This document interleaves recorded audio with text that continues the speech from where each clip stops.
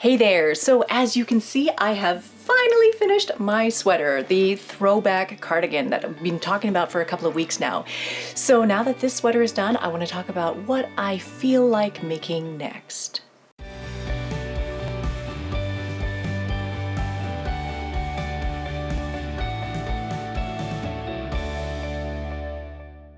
Hey there, thank you so much for being here today. My name is Felicia from SweetGeorgia, and this is Taking Back Friday. This is a space where we come every Friday and we talk about knitting and spinning and weaving and dyeing and color. We talk a lot about the fiber arts.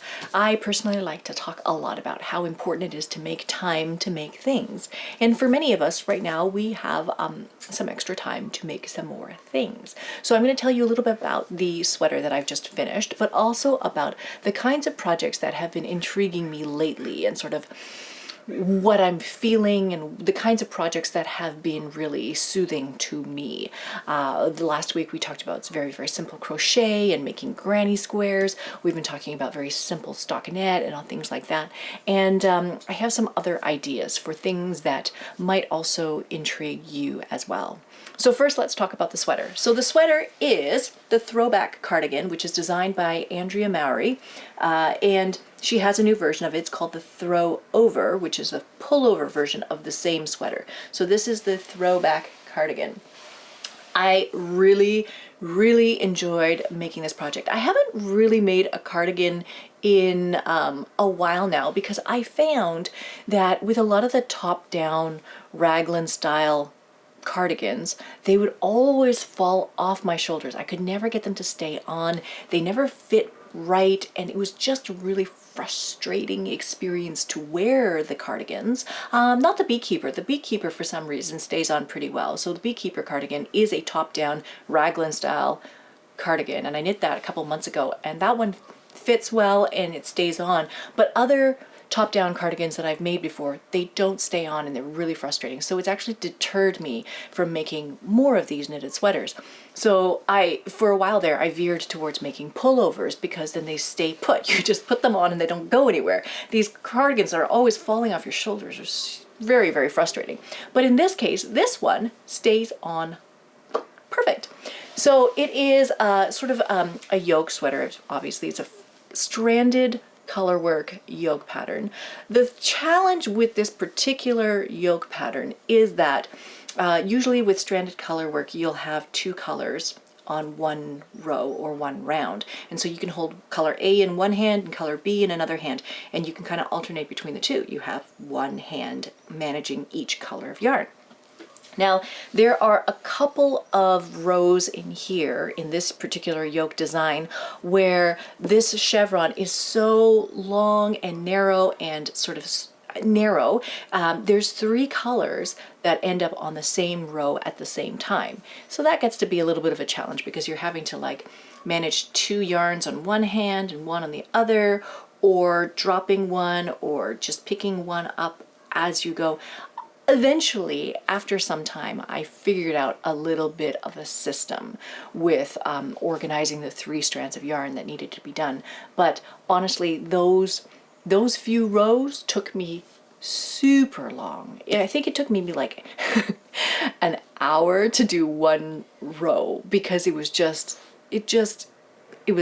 a lot. So to be very, very honest, the yoke part was a little bit challenging for me. But once you get down to a system and you kind of know how to organize your yarns and when you want to pick them up and how it all comes down to how the yarn feels in your hand and how it feels tensioning the yarns. So I did experiment with some different things like holding one yarn in my left hand, tensioning that around my left hand, and then taking the other two yarns and tensioning them around my right hand, and then having both strands over my finger and then alternating which one I would pick from as I'm knitting. So that was one of the things that I tried to do. I also tried to leave all three strands hanging, and then I would pick up the ones that I would need to use when I needed to use them.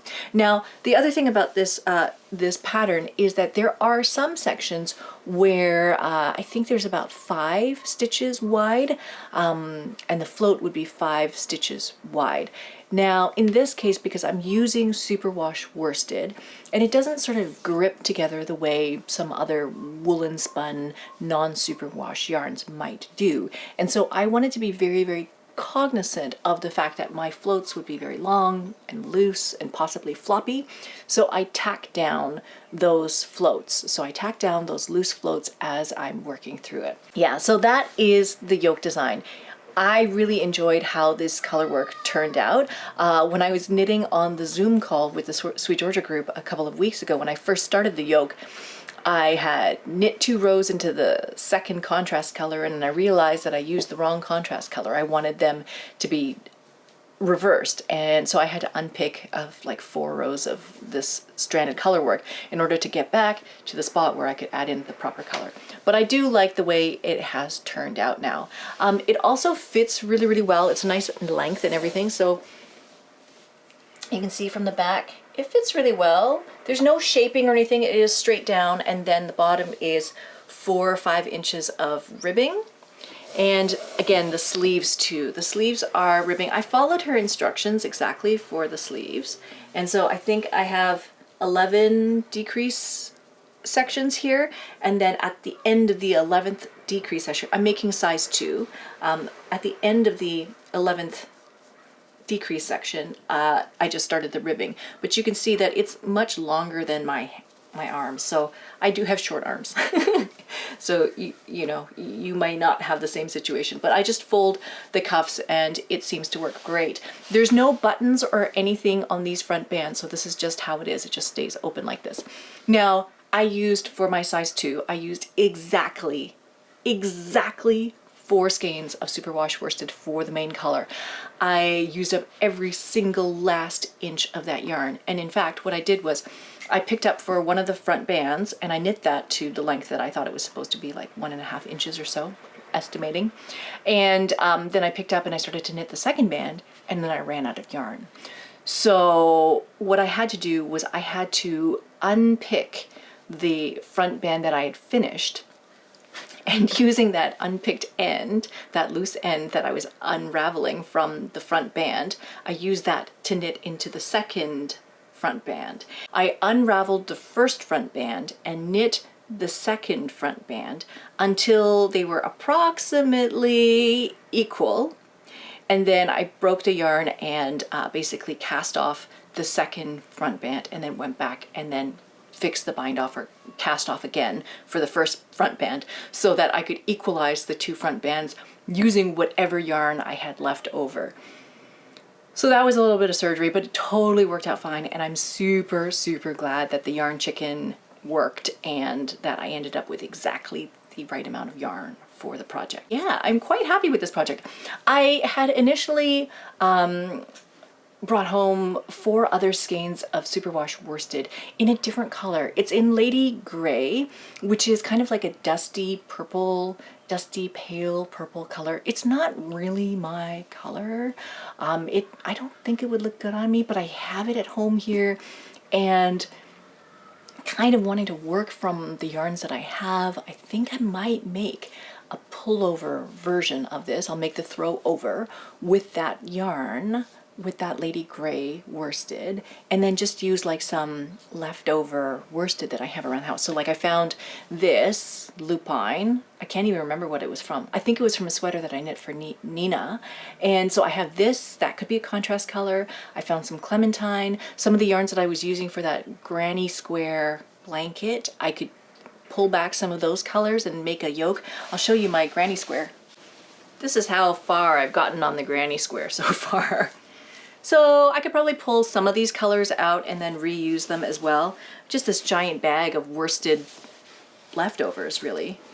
So yeah, that's one of the projects that I think that I might like to work on, is the Throwover version, just using whatever worsted scraps that I can find from my stash here at home.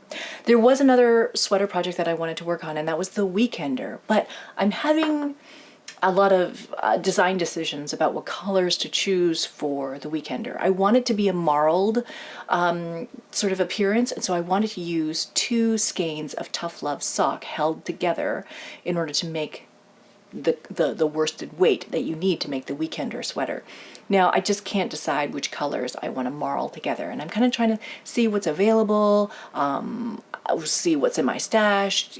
But for the most part, the problem is that in my stash I have like 1 skein or 2 skeins of things, and I don't have 4 skeins. Generally about 4 skeins is probably what you would need for a sweater, maybe 5, maybe 6, something like around that range. And so getting together that number of skeins to make a full sweater has been a little bit of a challenge. So the weekender idea is a little bit on hold. However, I have this set, this Party of 5 set that was in, I had to use it for a presentation that I had to make. And so I have this set here with me. It is the Gemstone Party of 5 set. And so I have been for a while there thinking about making a stranded colorwork sweater using a Party of 5 in the yoke pattern. So like this would be my accent color and I would just alternate between all of these colors. So I went to the studio and I got myself a package of 4 skeins of Tough Love sock in marine. So this is like a very deep dark navy blue. So the navy blue and then using this as a yoke, I think would make quite a nice sweater. The sweater that I have in mind is actually by Isabel Kramer and it's called Chauncey. It's been in my list of things to knit for a while now. I just couldn't decide which colors to make it in, but basically it has these this yoke that has scarab beetles in it. I don't know why. I think it's really cool. It's a really beautiful design and I think it would showcase this gradient Party of 5 really nicely. So that's another sweater that I have in mind. So the Throwover, the Weekend Finally, and Chauncey. Those are at least 3 sweaters that I kind of want to make right now. All pullovers? Yeah, they're all pullover sweaters. Now, the other thing that I have been talking about for the past couple of weeks is, you know, making things that are very simple, very soothing. So whether it's working very easy stockinette stitch, or if it is working these very simple crochet granny squares, just very simple things. So as I have been knitting, as maybe you have, as I've been knitting in the evenings, I've been watching a little bit of Netflix, a little bit of TV and all that kind of stuff. And my husband and I kind of started Westworld season 3. And I think it was in Westworld that I heard Aaron Paul's character say 5x5. And it immediately reminded me of the pattern that I had sort of written in 2012, like many years ago, and called 5x5. And I wrote this pattern, very simple cowl pattern, way back because I had binge watched Buffy the Vampire Slayer, and one of the characters, Faith, in that show, she's always saying 5x5, 5x5. And 5x5 is like a radio communication signal that says loud and clear, like I can hear you, everything's a-okay. And so it's kind of become this thing where when you say 5x5, it just sort of means everything's all right, everything's gonna be okay.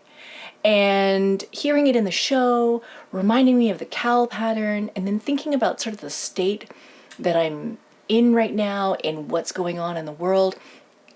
And I'd recently read an article entitled "The Parents Are Not Okay," and it's about how challenging it is to be trying to work at home and homeschool at home and just do everything at home, and how challenging it is. And then there was a follow-up article written by someone else that said, "The parents are not okay, but they will be." And so that idea has kind of stuck in me, you know, 5x5, it's gonna be okay.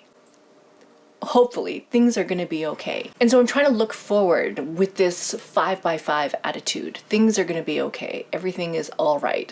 And it inspired me to pull out some stash yarn to make another 5x5, because my original 5x5 cowl sample that I have, I don't know where it went to. It's at the studio, possibly somewhere, but it's also with 2 yarns that we don't dye anymore because we just don't make those colors anymore. And so I wanted to look in my stash to find 2 skeins of Tough Love sock that I could use held together to make this cowl project. So what the 5x5 cowl is it's a long infinity cowl. It's a looped cowl. So basically you knit a scarf, what is apparently a scarf, and then you just sew together the beginning and the end to make a loop. And it's a big long loop that you can wind, you can wrap double around your neck, and it's very cozy.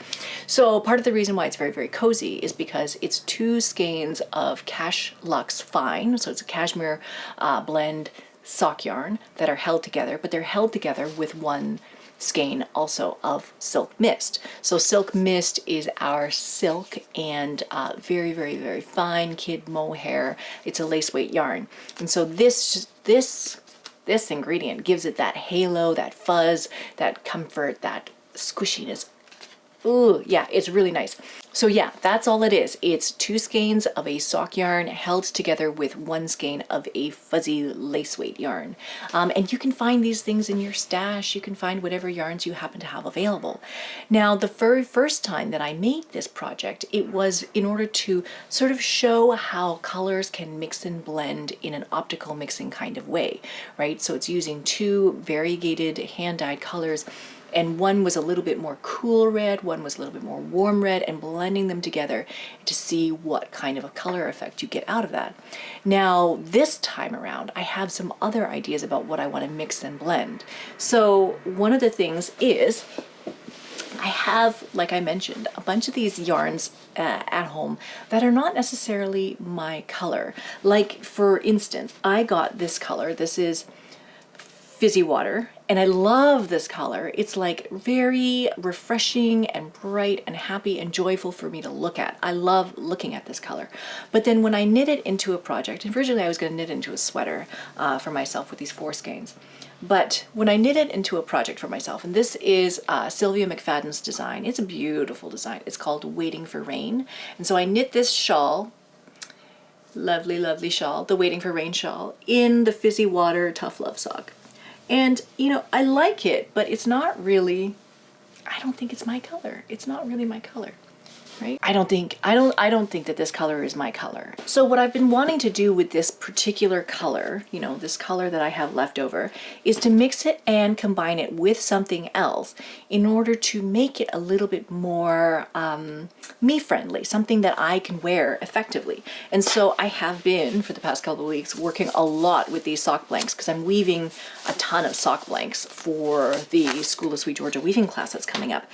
But what I was thinking I could do was I could take this sock blank and I could hold it together with the Fizzy Water, and you could see that if I hold these 2 colors together, this blue is going to blend with this purple, you know, and it's going to become a mélange, sort of marled mixed color at the beginning, and then as I progress through the scarf, it's going to get darker and darker and darker. And so this Andromeda colorway for the sock blank is a little bit more subdued. It's a little bit darker than this one.